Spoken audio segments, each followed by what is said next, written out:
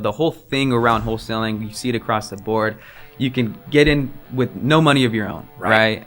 You just have to really put a budget for marketing and things like that. That's what really attracted us.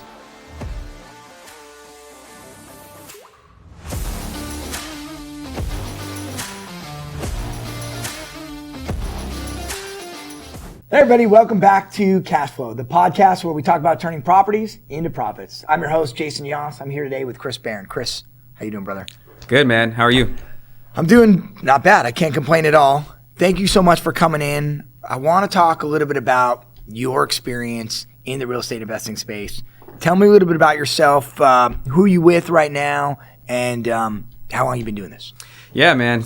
So right now, I'm kind of at a few places, right? I've been doing this for a little over 3 years now. Got it. I'm an agent, right, with the Dean Aguilar Group, but I also have my own company, Barron Investment Group, where we invest in real estate, and I work a lot with one of my partners, Garrett Reuter, over at Maxed.edu. Right. So yeah, man, just got into it as an agent and just really started focusing heavily on the investment side.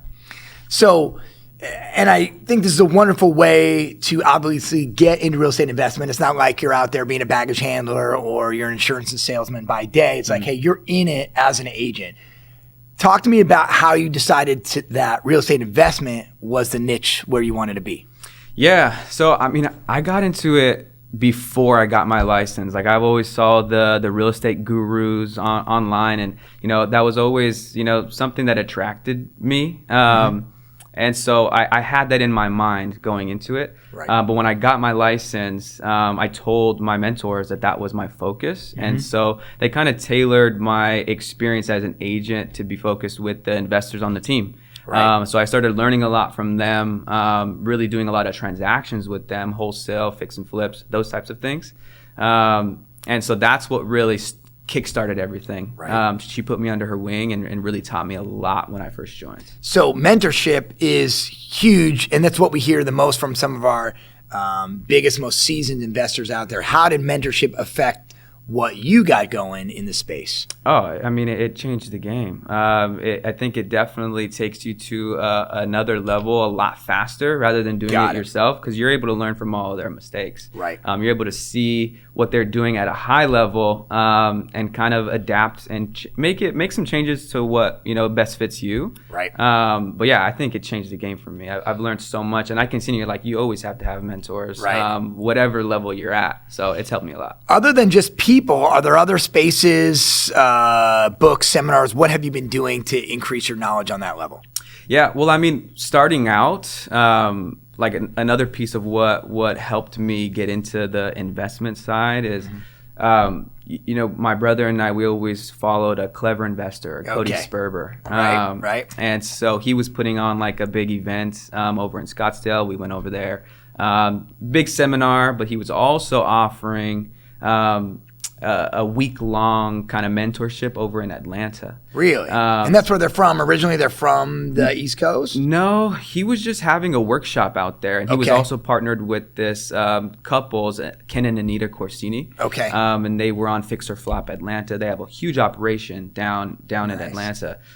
So we went out there, kind of understood what their process was. I really liked it, and it helped us tailor our approach to the investment side because they had their hands into everything. They had their contracting, a contracting company, escrow company, property management company. They were also agents. So they had everything. They had their name on everything. And my brother and I really liked that. Got it. So fast forward, you're acquiring all this knowledge. You're an agent. Let's move forward to your first deal. Where was it? How'd you get started? What kind of deal was it? Talk me through that first time getting the toe in the water. Yeah. So it was a fix and flip over in 29 Palms. Okay. Got it. It was an interesting one. We went out there because the barrier to entry was a lot lower. It was a cheaper property. Sure. Small little like 1-bedroom house out there, and in the height of COVID. So it was an interesting play. But yeah, that was our first one. We did a fix and flip out there, and made a pretty penny off of it. When you talk about finding that deal, was it something that just you looked on the MLS, or how'd you go about it? And then talk to me a little bit about the financing. Like, did you get a loan? Did you pay out of pocket? Walk me through that road. Yeah. So it was actually off market. We got it from a pretty well-known wholesale company out here in Southern California. We made some good relationships with them, and they sent it to us. We lost on probably 45 of them before we got that one, so we wanted to jump on it super quick. Right. But yeah, we got it that way, and then for financing, we use hard money. For the most part, that's how we leverage. Is going to be hard money or private money. And when you're doing that kind of hard money usage, are you putting 10% down, 20%, 30%? Like, what does it look like, and how long is this typical deal before you're ready to take it back out to market, or how'd you exit from this one? Yeah, so for that one, it was 20% down. Okay. And then it was probably about a 4 or 5 month timeline. It was a small house. Mm-hmm. And so we were anticipating it to be a quick turnaround. Right. We learned a lot from that one. Obviously, it's our first one. We all do. Right. So it took a lot longer than expected. What was your original timeline thought? Like, as you said, like, hey, we learned a lot. It took a lot longer. What were some of the takeaways of what you learned from that first one? I mean, if I'm being honest, because of how small it was, and it needed a lot of work, but we were anticipating it to go anywhere from 10 to 12 weeks. Got it. It ended up being a lot longer, right? So that kind of put us in some situations at the time when we were putting it back on the market, right, what the market was doing at that time. But yeah, our original plan was about 10 to 12 weeks. Got it. And then your exit, you just simply sold it, took the money. Did you 1031 it? Did you put it back in your pocket? Like, how did it feed into what you were continuing to do? Yeah. So yeah, we sold it. We actually sold it to another agent who was going to be utilizing it for Airbnb. There's a big Airbnb space out there in Joshua Tree. And then so we just kind of kept that in our pocket to help utilize what we're doing now, which is getting into the development space. Right. So yeah, we utilize that money to kind of skyrocket into the next level. Mm-hmm. Before we get into your development, talk to me a little bit about your journey. I thought it was real interesting. You were telling me like, hey, you didn't just start out by, fix and flip. Like, you started out first in wholesaling, and your journey kind of took you from wholesaling into fix and flip, and now where you are in development. Talk to me about that beginning journey. Why wholesaling? What did you learn from that, and how did that get you into fix and flip? Yeah, no, I think wholesaling is great because it's a low barrier to entry, right? For people that don't come from a lot of money, but also like real estate investing, the whole thing around wholesaling, you see it across the board. You can get in with no money of your own, right? You just have to really put a budget for marketing and things like that. But that's what really attracted us. And so we got into the wholesale. Those are quick, $10, $15, $20, $30,000 pops, right? Which, that's a lot of money. And as that continues to stack, then we utilize that to get into the fix and flip, to have enough capital to, we raise enough capital to get into that. And then the natural progression is to the development. When you talk about wholesaling, talk me through a typical, like, okay, you're starting out. You said you put a little budget for marketing. Are you using that to do flyers, door knock, make calls? Like, how were you approaching it? And what was your typical offload? Like, you got a deal now. Who are you giving it to? Who are you selling it to? Like, how are you making this 5, 10, 15, 20 grand on these deals? Yeah, no, it's a good question. I mean, I was doing it all. Like, I love that. I started, when I lived in Colorado, trying to start this, doing the, bandit signs and writing on a yellow piece of paper with red ink to the owner. Like, those types of little things when I first started out. But I think the biggest piece was the relationships, like being on the network, letting everybody know that you're, wholesaling property, and then those naturally just come to you.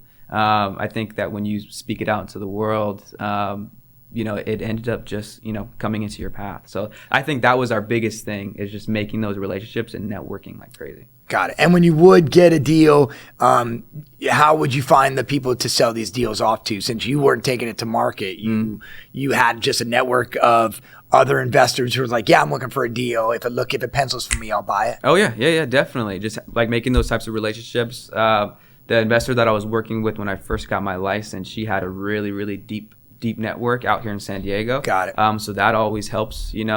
She's been doing it for so long, that list kind of tends to build up. So yeah, it's just really making those relationships, understanding what they're looking for, so that you have a tailored approach to get them the deal that they want. Hey, I got a property. If I'll give it to you for X, it has this and that. And she showed you like, look, if it's not right for this investor or it's not the right time for that investor, it could be this investor over here. Oh yeah. There's always a buyer. As long as if you focus on getting the deal low enough, there's always going to be a buyer. I like that. So fast forward, you, your brother, your dad, okay? You've got an investment company and you've done wholesaling, you've done fix and flip. Now you're getting into infill. Walk me through a current infill deal that you're working on, or maybe something that you just finished up, and let's walk me through that process. How'd you find that deal? Where's it at? What are your plans for it? Yeah, so I'm pretty excited about it. I mean, it's a big step. And so one of our good buddies, Garrett, over at maxitout.edu, who's a business partner of mine, he brought us this deal. It's over in Normal Heights. It's a nice little duplex, and our focus is we renovated the duplex, and then we're going to be building 12 units in the back. So 3 stories high, 12 units, so a total of 14 once it's all done. 14 units, from a duplex to 14 units. And you started by purchasing the property and renovating the duplex. Yep. And then walk me through, so you purchased the duplex, standard financing, and how are you doing the conversion to 12 units? How much time is that going to take you? Yeah, so we're using private money. My buddy Garrett, he has a lender that does all of his deals. He's been doing it for over a decade. So he, again, the relationships and partnerships, he's able to kind of give us the insight of how he gets his done, and we're just modeling that.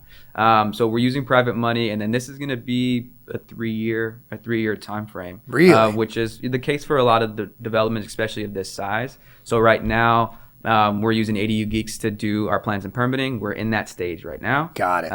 And then once we're fully permitted, now it's off to construction. Do you look at these in phases, or how do you measure where you are in the project? Yeah, no, definitely. So first phase is going to be the rehab and plans and permitting, which is a lot.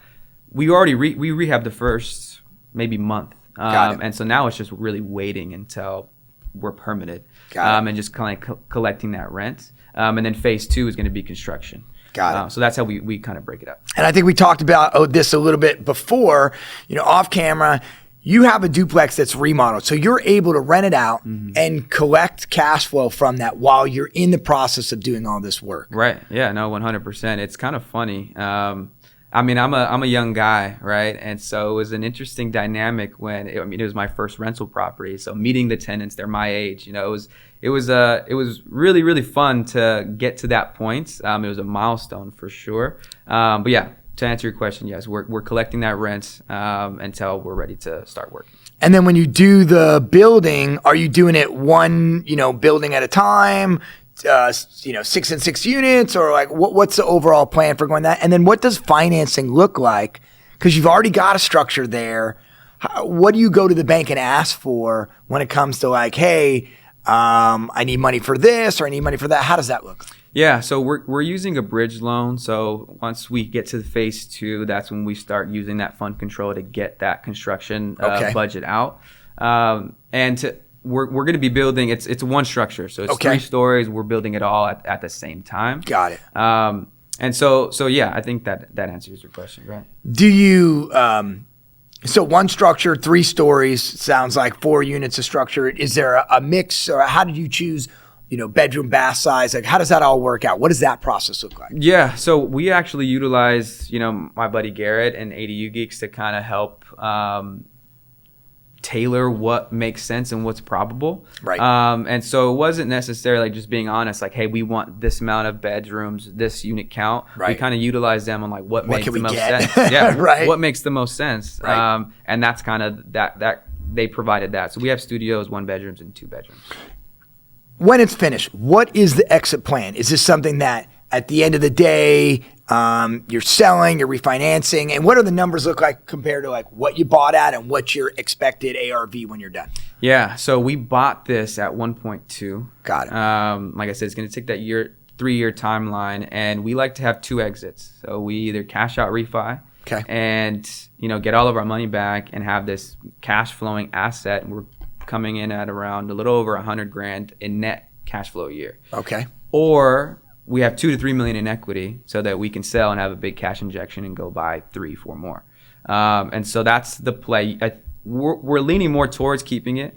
But again, we like to have that option to sell if we need to. Got it. What gave you the balls to go ahead and say, hey, I'm going to go from a fix and flip or a wholesaling to like, hey, I'm going to go for a 14-unit complex? Like, where did that come from? Yeah, I think it's really the team. I think I've said it, multiple times here is creating those relationships and being confident in the team to execute it. And so we're really leaning on our mentors and the people that are around us that have been doing this for 10 plus years to, put us under their wing and kind of walk us through that process. So we put ourselves in rooms to give us that confidence. Right. Because if I was doing this by myself, it's already scary, but it would be so much more scary. I don't think that's a smart investment. I think putting yourself around the people that are able to get it done, that's what is. Got it. And I love to hear that. And it's about, you're not doing it on your own. You're actually with a team moving forward. Are you looking at other ventures or other deals while this is going on, or do you feel like this is your sole focus? How do you tackle that with such a big project? Yeah, no, we're definitely looking for more. Like our main goal and what we're actually providing is, a lot of our money's tied up in this, right? Our personal money under that umbrella. Right. But we also come across so many other deals every single day that have these opportunities. And I mean, out in San Diego, the ADU development plays, they're huge right now. They have been for years. Yeah. So there's a lot of people looking for these opportunities. And because I mentioned we have this specific team to get these type of developments to the finish line, we're offering that to anybody who wants to jump into the space. We kind of say it like it's a white glove service, right? We have the deal, we have the contractor, we have the plans and permitting team in place to take this all to the finish line. And so that's what we're doing to, raise more capital while this is being built. Are you worried at all about the way the market is moving and fluctuating, affecting this type of niche real estate investing, or are you having a different mindset where it doesn't matter whatever we do as long as it's the right property, we're going to be fine? Yeah, no, it's a good question. I think that with these types of investments or any investment, there's always going to be risk.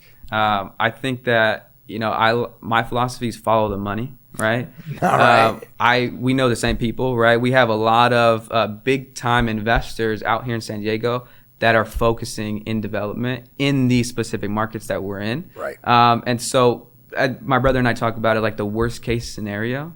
We have a 14-unit apartment complex in San Diego, the finest city in America.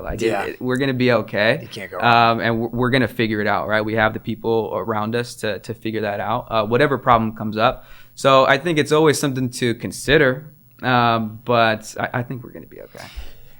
Last question for you as we wrap it up, Chris. Just thinking back on your just rocket ship of a journey here, if you had to turn back the clock and go, okay, baby Chris, like, this is what I want you to focus on. And here's one or two things I want you to keep in your front pocket as you move forward. What would you be saying to that new investor?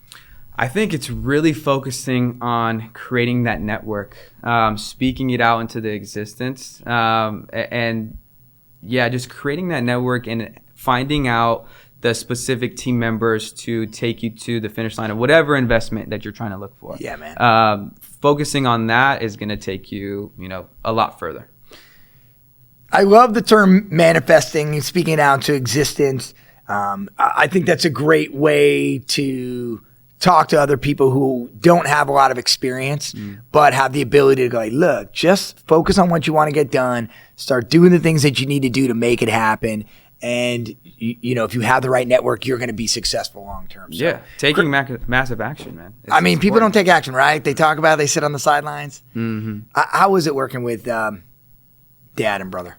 Oh, it's awesome, man. Yeah. It creates a great opportunity for us to always, have a reason to talk to each other. We have a great relationship outside of business, but it's awesome. My dad's out in Florida, so we don't get to see him, man, often. I love it. We have a really fun time.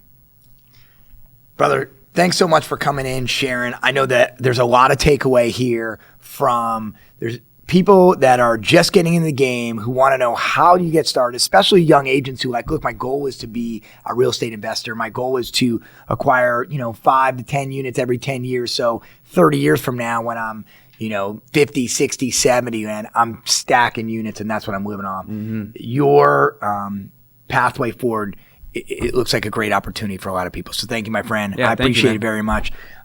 Chris Barron, everybody. Again, thank you so much for tuning in to Cash Flow, the podcast where we talk about turning properties into profits. I'm your host, Jason Yoss. We'll see you again next week.